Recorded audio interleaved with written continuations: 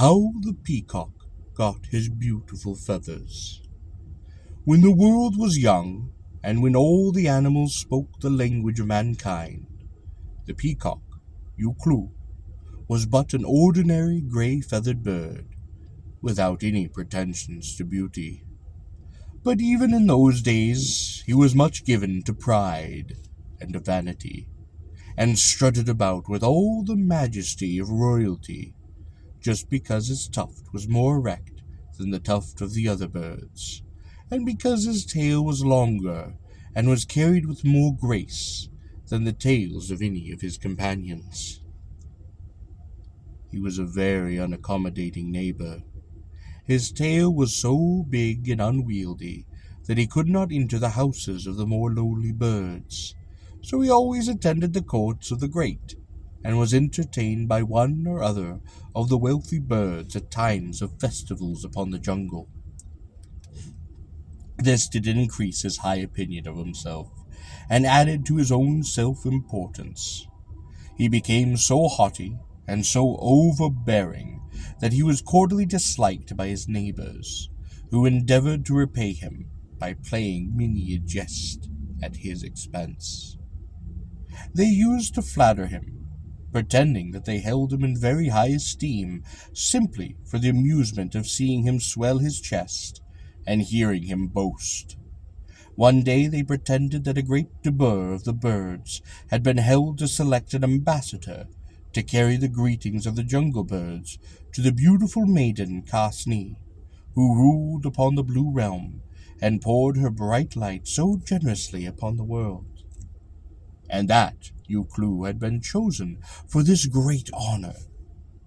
The peacock was very elated, and became more swaggering than ever, and talked of his coming visit with a great boasting, saying that not only was he going as the ambassador from the birds, but he was going upon his own interests as well, and that he would woo and win the royal maiden for his wife, and live with her upon the blue realm. The birds enjoyed much secret fun at his expense, none of them dreaming that he would be foolish enough to actually make the attempt to fly so far, for he was such a heavy-bodied bird, and had never flown higher than a tree-top. But much to the surprise of everyone, the peacock expressed his intention of starting to the blue realm, and had bade his friends goodbye. They laughed among themselves, thinking how ridiculous he was making himself, and how angry he would be when he found he had been duped. But contrary to their expectations, however, Uklu continued his flight upwards, till they lost sight of him. Then they marveled, then they became afraid, not knowing to what danger their jest might drive him. But strong upon the wing, Uklu soared higher and higher, never halting till he reached the sky, and he did alight upon the palace of Khasis, the most beautiful of all maidens, and the most good. Now Khasis was destined to live alone upon her grand palace, and her heart often did yearn for companionship. When she saw that a stranger had alighted upon her gates, she did rejoice greatly, and hastened to receive him with courtesy and welcome.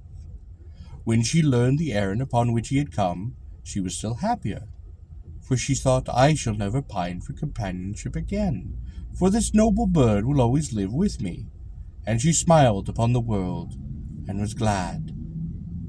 When Uklu left the earth and entered the realm of light and sunshine, he did not cast from him his selfish and conceited nature, but rather his selfishness and conceit grew more pronounced as his comforts and luxuries did increase. Seeing the eager welcome extended to him by the beautiful maiden, he became more uplifted and exulting than ever, and demanded all sorts of services upon her hands. He grew surly and cross unless she was always in attendance upon him. Khasis, on the other hand, was noble and generous, and delighted to render kindness to others. She loved to shine upon the world, and to see it respond to her warmth and to her smiles. To her mate, Uklu, she grew unstinted attention, and waited upon him with unparalleled love and devotion, which he received with cold indifference, considering that all this attention was due to his own personal greatness, rather than any graciousness and unselfish devotion of his consort.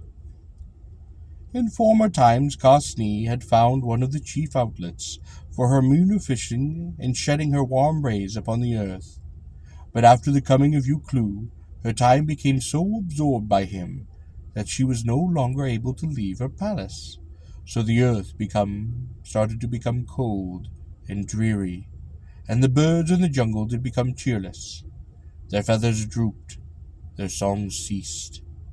Uslap, the rain, came and pelted their cozy nests without mercy, causing their young ones to die. Yulo, the mist, brought his dark clouds, and hung them over the rice fields, so no grain did ripen. And Kagarong, the storm, did shook the trees, destroying the fruit, so that the birds wandered about homeless and without food.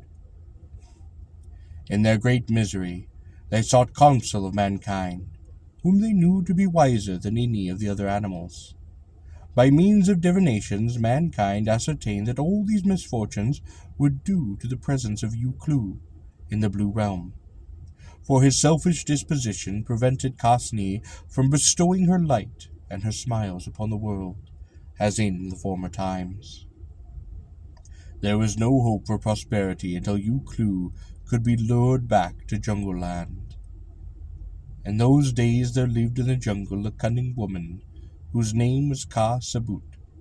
Acting upon the advice of mankind, the birds invoked her aid to encompass the return of the Peacock from the Blue Realm. At the time, Ka-Sabut was very destitute, owing to the great famine. She had nothing to eat except some wild roots, and no seed to sow in her garden except a gourdful of mustard seed, and the cheapest and the most common of all seeds. And even this she was afraid to sow lest the hungry birds should come and devour it, and leave her without a grain.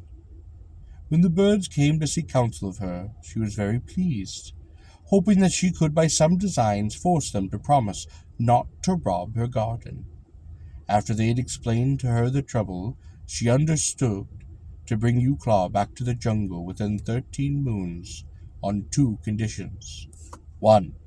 That the birds shall refrain from picking the seeds from her garden.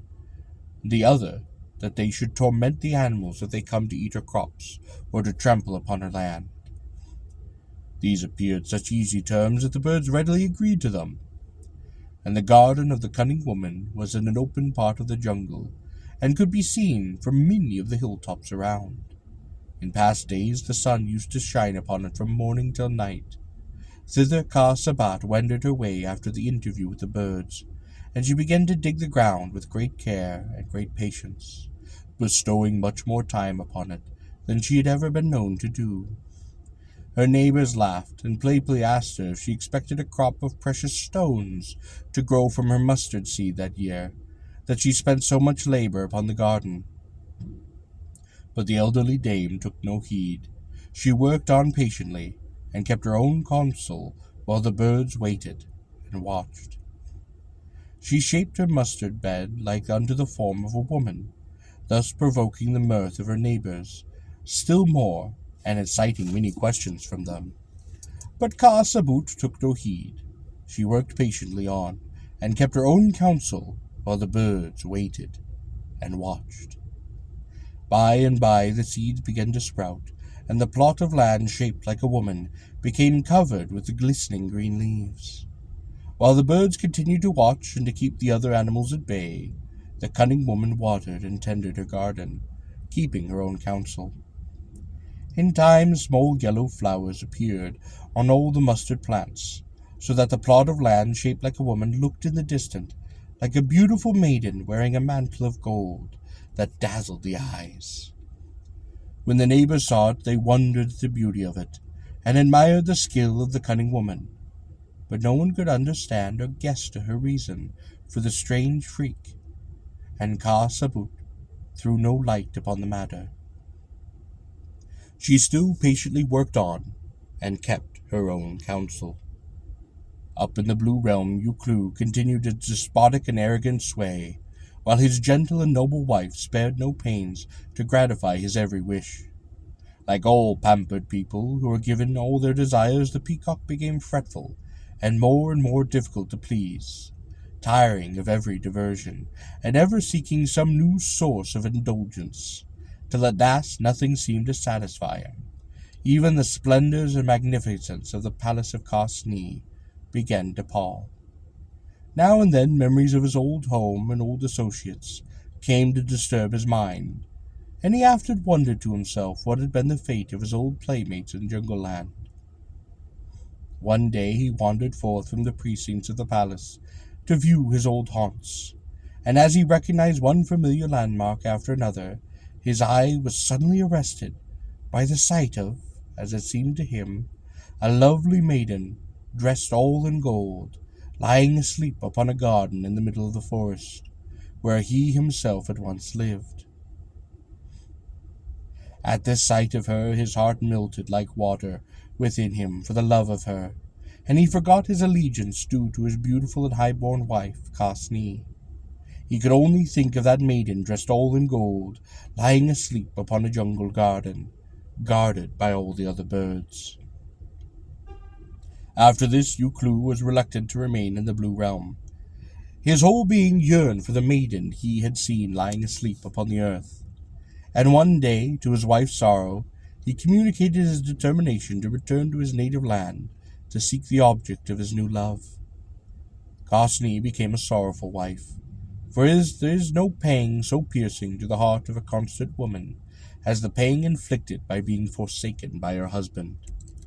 With all manner of inducements and persuasions and charms, she tried to prevail upon him to keep faithful to his marriage vows, but he was heartless and obdurate and unmindful of all ties, and he took his departure. As he went away, Khasni followed him weeping, and as she wept her tears bedewed his feathers, transforming them into all the colors of the rainbow. Some of the large drops falling upon his long tail as he flew away were turned into brilliant-hued spots, which are called Umat Khasni, or the sun's tears, by the Khasi to this day.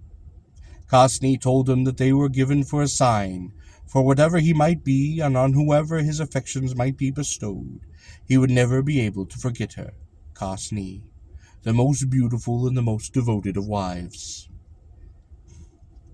Thus Uklu the peacock came back to the jungle.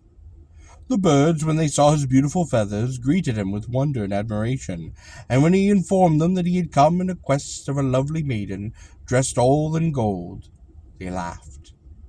And it now became clear to them what had been the object of the cunning woman when she had shaped her mustard bed like unto the shape of a woman.